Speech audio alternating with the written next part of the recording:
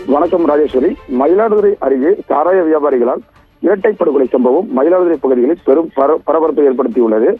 மயிலாடுதுறை மாவட்டம் மயிலாடுதுறை அருகே பெரம்பூர் காவல் சரகத்துக்கு உட்பட்ட முட்டம் கிராமத்தில் இன்ஜினியரிங் கல்லூரி மாணவன் பாலிடெக்னிக் படித்து முடித்துவிட்டு வேலை தேடும் இளைஞன் ஆகிய 2 பேரையும் சாராய வியாபாரிகள் கத்தியால் குத்தி படுகொலை செய்யப்பட்ட சம்பவம் பெரும் பரபரப்பை ஏற்படுத்தியுள்ளது. முட்டம் வடக்கு தெருவு பகுதியைச் சேர்ந்த ராஜ்குமார், தங்கதுரை, மூவேந்தன் ஆகியோர் தொடர்ந்து சாராயம் விற்பனை செய்து வந்த நிலையில் தட்டி கேட்பவர்களை அடித்தும் கொலை மிரட்டல் விடுப்பதும் வாடிக்கையாக இருந்துள்ளது. அப்பகுதி மக்களால் குற்றம் சாட்டப்பட்டுள்ள நிலையில் கடந்த சில தினங்களுக்கு முன்பு காவல்துறை சார்பில் முட்டம் பகுதியில் சாராயம் ரெய்டு நடைபெற்றது. சாராய வியாபாரி ராஜ்குமாரை போலீசார் கைது செய்தனர். நேற்று முன்தினம் ராஜ்குமார் ஜாமீனில் வெளிவந்துள்ளார். தெருவில் ஏன் சாராயம் விற்கிறீர்கள் என்ற கேட்ட 17 வயது சிறுவனை சாராய வியாபாரிகள் அடித்ததாக கூறப்படுகிறது.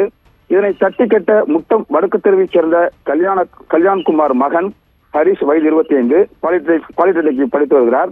வேலை தேடு மற்றும் உறவினர் வீட்டிற்கு வந்திருந்த பேச்சாவடி பகுதியைச் சேர்ந்த பாலமுருகன் மகன் இன்ஜினியரிங் படிக்கும் மாணவன் ஹரிஷ் சக்தி, வயது 20 ஆகியோரை சாராய வியாபாரிகள் ராஜ்குமார், மூவேந்தன், தங்கதுரை ஆகிய 3 பேர் தகராறில் ஈடுபட்டு தரமறியாக கத்தியால் குத்தியதில் ஹரிஷ் மற்றும் ஹரிசக்தி ஆகிய 2 பேரும் பரிதாபமாக உயிரிழந்தனர். இச்சம்பவம் குறித்து மயிலாடுதுறை மாவட்ட காவல் கண்காணிப்பாளர் ஸ்டாலின் சம்பவ இடத்திற்கு நேரில் சென்று ஆய்வு மேற்கொண்டு உயிரிழந்த நபர்களின் உறவினர்களிடம் விசாரணை மேற்கொண்டார்.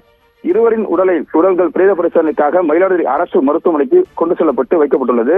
இரட்டை படுகொலை குறித்து பெரம்பூர் காவல் நிலைய போலீசார் வழக்கு பதிவு செய்து தப்பி ஓடிய சாராய வியாபாரிகளை தேடினர்.